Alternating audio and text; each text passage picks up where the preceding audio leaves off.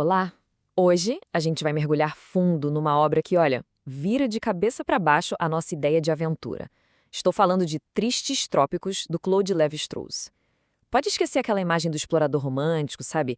Aqui a história é outra. É sobre uma jornada que troca o heroísmo pelo tédio. E no processo revela a realidade complexa e às vezes bem esmagadora do que é ser um antropólogo de verdade. E para começar, nada melhor que essa citação do próprio livro. É um soco no estômago, né? Já quebra de cara qualquer expectativa de uma expedição glamourosa. O Levi-Strauss não alivia. Ele joga a gente direto na desilusão que ele sentiu. E é a partir desse ponto, dessa honestidade brutal, que a nossa exploração de hoje começa. Então, vamos lá. A expedição mal começou e 3 meses depois, o sonho já tinha ido por água abaixo. O cenário não era de descobertas incríveis todo dia, mas sim de uma realidade dura, repetitiva. A busca pelo desconhecido virou uma rotina quase de escritório. Pois é, essa imagem captura perfeitamente essa fase inicial. A rotina, nossa, era esgotante. Era a mesma coisa dia após dia, sem tirar nem pôr. Monta acampamento, amarra a rede, arruma bagagem, fica de olho nos animais. O próprio Levi-Strauss se define de um jeito genial. Um burocrata da evasão. É ou não é a descrição perfeita da monotonia no meio da selva? Mas aí, conforme a expedição vai avançando, a monotonia começa a dar espaço para uma imersão sensorial profunda. A Amazônia não é só um lugar para ser visto, ela é ouvida, cheirada, sentida. A jornada se transforma, vira uma experiência que mexe com todos os sentidos. E olha só que mudança! Essa imagem ilustra isso de um jeito brilhante. Aquelas terras mais secas do Planalto ficam para trás e dão lugar a solos argilosos, a florestas de castanheiras e copaibeiras. O ambiente deixa de ser só um obstáculo, sabe? Ele se torna um personagem vivo, pulsante na história. E o som era uma coisa constante. O Levi-Strauss descreve o ritmo hipnótico dos remos batendo na água. Trapluf, trap, trapluf, trap. Esse som não era só um barulho de fundo, não. Era a trilha sonora da expedição. Quase um mantra que marcava a passagem lenta e exaustiva do tempo. E o cheiro, a descrição dele é de uma vividez incrível.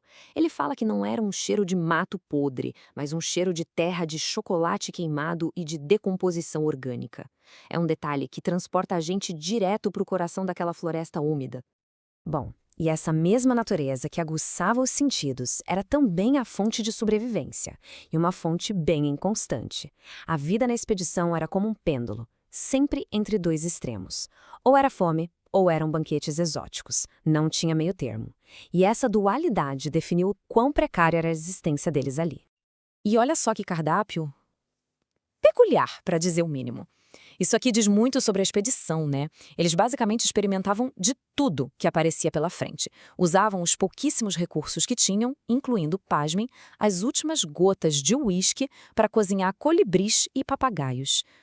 Esses detalhes assim gastronômicos mostram a criatividade, mas também o desespero puro pela sobrevivência. E esse contraste é a chave de tudo. De um lado, essa criatividade gastronômica toda, do outro, a fome de verdade. O autor menciona que eles chegaram a ficar 3 dias sem se cozinhar nada. Isso dá a dimensão exata do desafio que era, simplesmente, sobreviver. E com tantas horas vazias, principalmente à noite, contar histórias virou uma ferramenta essencial. Era uma questão de sobrevivência social e mental, entende? Era o jeito de preencher o silêncio e manter o espírito humano vivo no meio daquela imensidão toda. Pois é, a resposta estava na tradição oral. Para matar o tempo, os homens contavam histórias. E não eram só histórias de caça ou da expedição, eram contos populares, fábulas, que acabavam revelando muito sobre a cultura local e sobre a própria natureza humana. Um bom exemplo é a história do Emídio, um conto super simples sobre um conselho de pai que dá terrivelmente errado, mas que ilustra perfeitamente o tipo de entretenimento que eles tinham.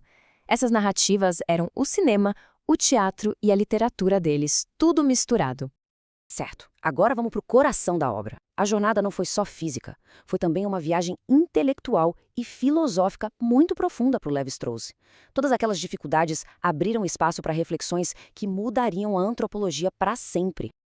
Ele descreve um trabalho exaustivo, sabe? Navegar rios, descarregar tudo em margem de pedra, carregar peso por centenas de metros e depois começar tudo de novo. É um lembrete importante de que o trabalho intelectual da etnografia está totalmente ligado ao esforço físico e a uma logística bem tediosa. E aqui está a recompensa por todo aquele sofrimento. Apesar do tédio, do trabalho duro, a chance de ser o primeiro a documentar uma cultura, de fazer esse contato único, essa era a maior motivação de todas. Era a razão de ser de toda a empreitada. É aqui que a gente chega na grande melancolia de Tristes Trópicos. O Levi-Strauss percebe que, ao estudar uma comunidade, o etnógrafo está, na verdade, olhando para um espelho do passado. Uma imagem do que a humanidade perdeu para sempre. O simples ato de observar já contribui para o desaparecimento daquilo que se estuda. É muito profundo. E essa análise toda nos deixa com essa pergunta no final. Tristes Trópicos nos ensina que explorar não é sobre conquistar territórios, é sobre entender a nós mesmos através do outro. É uma jornada que revela que a maior fronteira, talvez, seja aquela que existe dentro da nossa própria compreensão do que é ser humano.